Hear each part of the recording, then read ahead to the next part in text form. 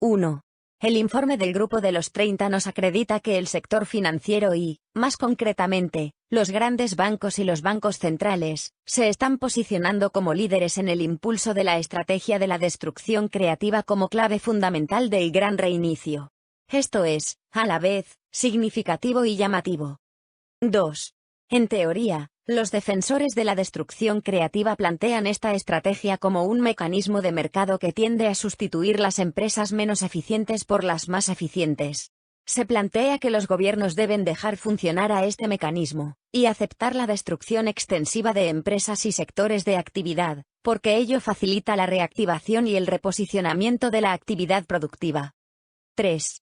La primera cuestión a plantearse es si existe un sector de actividad más protegido, y menos sometido a esa destrucción creativa de mercado que el sector financiero. El sector bancario es uno de los sectores más regulados. Su actividad debe su propia existencia a la regulación legal. Sus beneficios se determinan a través de las políticas públicas. Los gobiernos y los bancos centrales rescatan sistemáticamente a los grandes bancos cuando tienen graves amenazas de mercado.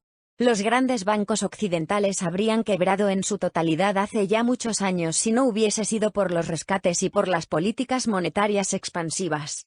Las ayudas de los bancos centrales a estas grandes entidades financieras son probablemente el primer objetivo de la política monetaria en Europa y Estados Unidos. 4. Que, en este contexto, las grandes entidades financieras se atrevan a protagonizar la difusión de las estrategias de destrucción creativa podría resultar hasta cómico si no fuera también decisivo para el futuro de nuestra economía. Pero sí nos refleja la permanente distorsión del análisis económico occidental, siempre a favor de los intereses de la élite corporativa y financiera. 5. Pero este protagonismo del sector financiero también nos sirve para identificar la realidad de estas estrategias. Porque las grandes entidades financieras no son solo las más protegidas de los peligros del mercado, sino también son las que sistemáticamente utilizan el poder económico que les da esta protección para hacer exactamente lo contrario de lo que defiende la teoría de la destrucción creativa. 6.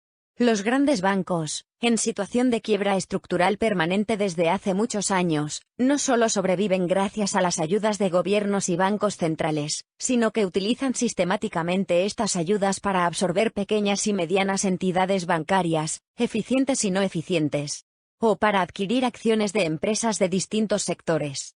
¿Destrucción creativa? Sí, claro, si entendemos por destrucción creativa lo que en la práctica con frecuencia es más bien saqueo destructivo que destrucción creativa.